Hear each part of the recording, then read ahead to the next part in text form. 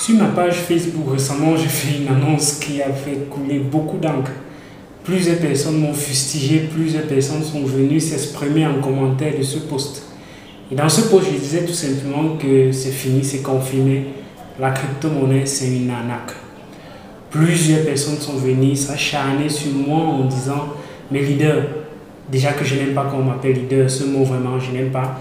Mais plusieurs personnes sont venues dire « Si le leader lui-même dit que c'est une arnaque, vraiment, il faut croire qu'on est en train de toucher le fond. » Et alors, on donne raison à ceux qui ont longtemps dit que la crypto-monnaie, c'était une arnaque.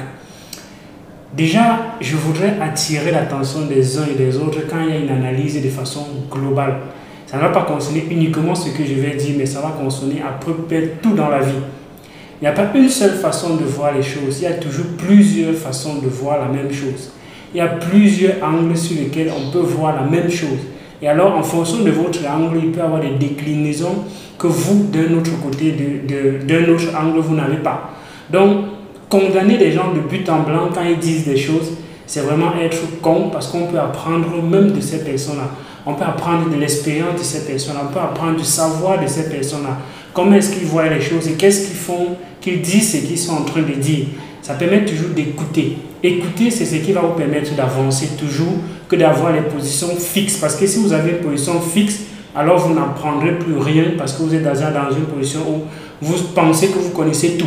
Et quand vous êtes dans une position où vous pensez connaître tout, il y a plein de choses qui peuvent vous échapper, mais les vérités qui sont peut-être vraies aujourd'hui ne seront pas les mêmes vérités qui seront vraies demain. Donc, il faut se mettre à jour, il faut toujours essayer de prendre le point de vue, la raison pour laquelle telle autre personne a dit ce qu'il a dit, par exemple. Quand j'ai dit la crypto-monnaie, c'est une arnaque, premièrement, il fallait se poser la question de savoir pourquoi est-ce que je l'ai dit. Qui est arnaqué? Quand on parle d'arnaque, il faut savoir qui est arnaqué. Parce que si je viens dans l'optique de te dérober quelque chose, si je prends quelque chose que tu faisais déjà et qui te permettait de gagner, alors je suis en train de t'arnaquer dans l'optique de te prendre ce qui, à la base, était ton pain quotidien quelque part. Donc ce que tu pensais, ou bien ce qui était pour toi comme un acquis, aujourd'hui si on vient le déposséder, alors on vient t'arnaquer. Celui qui vient prendre cela est en train de t'arnaquer d'une certaine façon. Donc, quand je dis la crypto-monnaie aujourd'hui, c'est une arnaque. Il faut savoir qui est-ce que la crypto-monnaie est en train d'arnaquer. Donc, quand je dis c'est une arnaque, ce n'est pas dans le sens où la crypto-monnaie est en train de t'arnaquer, toi et moi, nous qui sommes dans les crypto-monnaies. Je suis un fervent défendant de crypto-monnaie, défendant des valeurs qu'il y a derrière la crypto-monnaie et non pas de la valeur de la crypto-monnaie. Je parle de la valeur intrinsèque que défend vraiment les objectifs fondamentaux de la crypto-monnaie. C'est ça que je défends sur la chaîne Elvis Conjo et c'est ça que je partage toujours à des personnes autour de moi. Chaque fois que je suis invité dans des conférences, dans des formations, dans des talks, ainsi de suite, je défends les valeurs qu'il y a intrinsèquement dans les crypto-monnaies. Je ne défends pas que le Bitcoin va atteindre 50 000 demain, va atteindre 100 000 demain. Ça, ce n'est pas ce qui m'intéresse fondamentalement, même si les valeurs intrinsèques peuvent faire en sorte que cela arrive, mais ce qui reste à l'intérieur du Bitcoin est quelque chose de fondamental. Et donc, me connaissant comme quelqu'un qui défend dans les crypto-monnaies, quand on entend ce genre de discours, on peut se poser la question de savoir qui est la personne qui est arnaquée. Et dans le cadre des crypto-monnaies, il ne s'agit pas de vous et moi qui êtes arnaqués, mais il s'agit plutôt des banques. Il s'agit des gouvernements. Les gens qui avaient l'emprise sur l'argent, les gens qui avaient les pleins droits, les pleins pouvoirs de décision sur l'argent, imprimer pour résoudre les problèmes, faire des blanchiments d'argent, ainsi de suite, financer ci, financer ça. Donc, toutes ces personnes-là qui avaient le pouvoir de manipuler, de contrôle sur l'argent aujourd'hui, c'est eux que la crypto-monnaie est en train d'arnaquer. Parce qu'ils sont en train d'arnaquer ce pouvoir-là, ce droit suprême. On est en train de reprendre tout ce droit-là pour donner cela entre les mains des utilisateurs, entre les mains de toi et moi. Aujourd'hui, c'est nous qui avons ce pouvoir. Il n'y a pas une seule personne qui contrôle les crypto-monnaies en général. Il n'y a pas une seule personne qui décide que oui, aujourd'hui, on va imprimer 1 million de dollars pour essayer de subventionner les pertes qu'on a eues durant le Covid. En crypto-monnaie, il n'y a pas quelqu'un qui pourra le faire. L'algorithme définit combien de bitcoins seront minés chaque 10 minutes.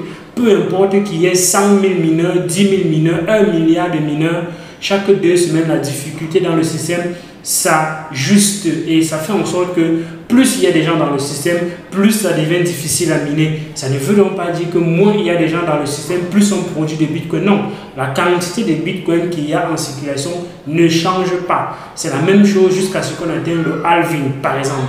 Et c'est pour ça que le pouvoir donc qu'il y avait dans les organisations est en train d'être volé. Le pouvoir de la banque qui décide que oui, toi tu peux retirer tel montant aujourd'hui, toi tu peux envoyer ton argent à telle ou telle personne, tu n'as pas le droit de faire ci, de faire ça.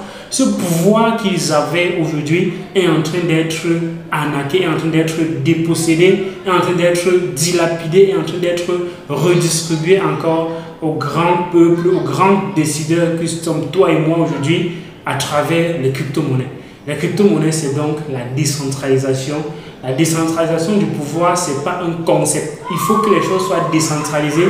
Et la crypto-monnaie, la blockchain est venue montrer justement qu'on peut décentraliser cela à travers les données qui sont décentralisées, qui ne sont pas contrôlées par une seule personne, manipulées à un seul endroit. On peut donc décentraliser les choses. Donc, ce que les gouvernements tardent à adopter, à implémenter même dans leur propre système, où on parle de décentralisation comme un concept qui n'est pas implémenté depuis des années dans certains États, dans certains gouvernements, de par le monde entier en général.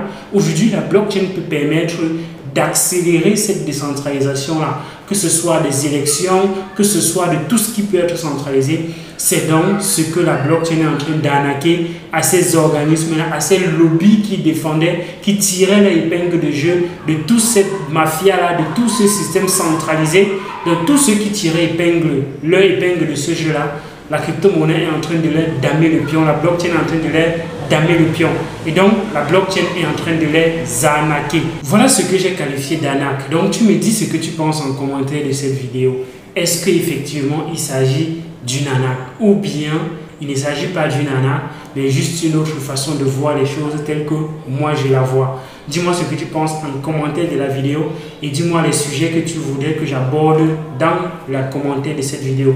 Si tu veux que je te forme, que je t'accompagne dans ce parcours de crypto-monnaie, je serai à Douala du 19 au 26 janvier. Non, je serai plutôt à Yaoundé cette fois-ci.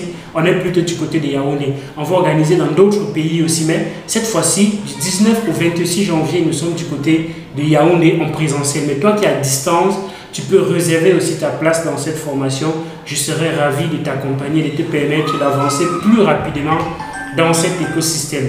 D'ici à là, donc, porte-toi bien à d'autres vidéos sur la chaîne Elvis Konjo. Like déjà ceci, partage la vidéo et abonne-toi pour ne rater aucune des vidéos qu'il y a sur la chaîne Elvis Konjo. Bien évidemment, Elvis n'est pas un conseiller financier. Ces vidéos, comme d'autres, c'est uniquement à titre éducationnel. On se retrouve donc sur d'autres vidéos sur la chaîne Elvis Konjo. Ciao!